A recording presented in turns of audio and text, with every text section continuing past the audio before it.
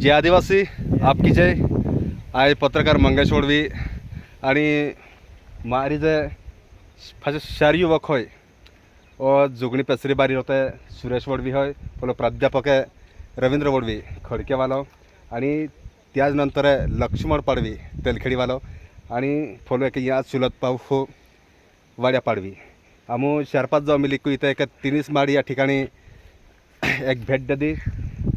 एक समुद्र सपाटीपासून 848 मीटर उंची पो एक 30 माड म्हणून एक गाव होय. एक सुंदर हेलू देखावो आज या ठिकाणी रत्न आपू अनुभव मिले है. आणि या ठिकाणी रते आपू जर पाल्य ते गुजरात महाराष्ट्र मध्य प्रदेश वो जो परिसर होय तो आपू ही रत्न पालता है. या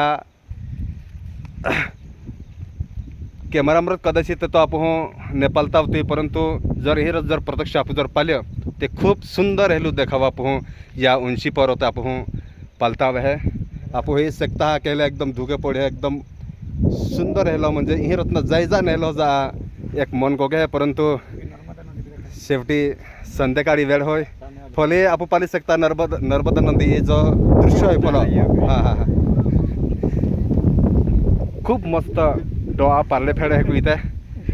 आणि कदाचित नर्मदा नदी ठिकाणी जर नेगो या तर हा आपण एकदम मनमोहक हेलो दृश्य आपण जर अनुभविलं होय तर आपण या ठिकाणी विकूतना भेट देत सकता हा. आणि पाला नाही लेखले होय 3 स्टेट व्यू पॉइंट कोत जरा की इंग्रजी मेरी होती मी जरा कोडो खास आहे परंतु या ठिकाणी रत्ना अनेक जे पर्यटक होय तर या ठिकाणी रत्न आखो जो परिसर होय गुजरात महाराष्ट्र मध्य प्रदेश परिसर अनुभवत है. आणि गाँव खूब हेलो सुंदर होय आणि या सुंदर गाँव में है अवश्य एकदा वितकू इतना भेट देवा आणि या दृश्य पालीला अनुभव लेवा. फास्ट एक बारी जा पालीत लेवा माझं मित्र परिवार आम्हा वितकू इथे पाल्याच को होता लक्ष्मण पाडवीते ठाकीच जा गो इथं आमू खूप निसे जा खूप दरी घाट सेक्शन पालीला को होता आमू 4-5 जो उतरते ती आम है रवींद्र वडवी आपा शिक्षक होय सुरेश वडवी होय आणि स्वतः पत्रकार मंगेश वडवी आणि वाड्या पाडवी पाली तो या खूब सुंदर हेलू देखावो ओमे इहे रत नामो को जाला तैयारी में होय. जे आदिवासी आपकी जय और यू पालून सारखं होय निश्चितपणे आम्ही भेट देवा. थँक्यू धन्यवाद.